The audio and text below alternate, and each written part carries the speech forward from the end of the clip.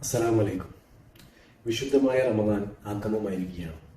ഈ പുണ്യമാസത്തെ പരമാവധി ഉപയോഗിക്കുക എന്നുള്ളതാണ് ഒരു വിശ്വാസിയെ സംബന്ധിച്ച് ഏറ്റവും പ്രധാനപ്പെട്ടത്.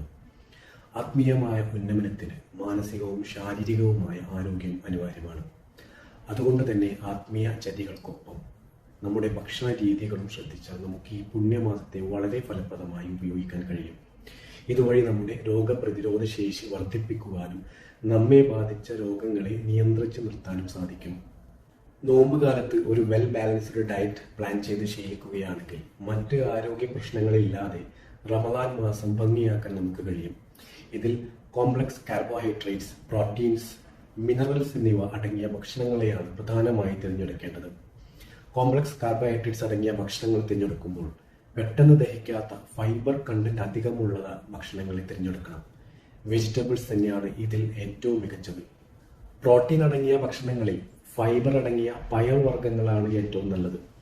ഇതിൽ ബദാം പ്രോട്ടീൻ കണ്ടന്റ് അധികമുള്ളതും കൊളസ്ട്രോൾ കുറവുള്ളതുമായ ഒന്നാണ്. പൊട്ടാസ്യം, മഗ്നീസിയം എന്നിവ അടങ്ങിയിട്ടുള്ള ധാതു ലവണങ്ങൾ വളരെയധികം പ്രധാനപ്പെട്ടതാണ്. Orange juice, lemon juice, grape juice എന്നിവ ഇതിനായി നമുക്ക് ഉൾപ്പെടുത്താം. ആർട്ടിഫിഷ്യൽ ജ്യൂസ്, കാർബണേറ്റഡ് ഡ്രിങ്ക്സ് എന്നിവ പൂർണ്ണമായും ഒഴിവാക്കേണ്ടതാണ്. നോമ്പുകാലത്ത് പ്രധാനമായി കണ്ടുവരുന്നത് ആമാശയ സംബന്ധമായ രോഗങ്ങളാണ്.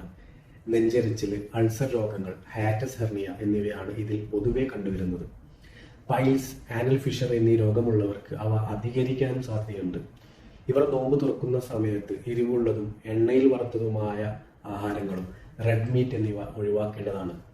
കോഫി, കാൻ ഫുഡ്സ് അഥവാ ടിൻ ഫുഡ്സ് എന്നിവ നോമ്പ് തുറക്കുന്ന സമയത്ത് നല്ലതല്ല. നോമ്പ് തുറന്ന് അത്താഴം വരെയുള്ള സമയത്തിനുള്ളിൽ ചുരുങ്ങിയത് 9 ഗ്ലാസ് വെള്ളമെങ്കിലും കുടിക്കാൻ ശ്രദ്ധിക്കണം.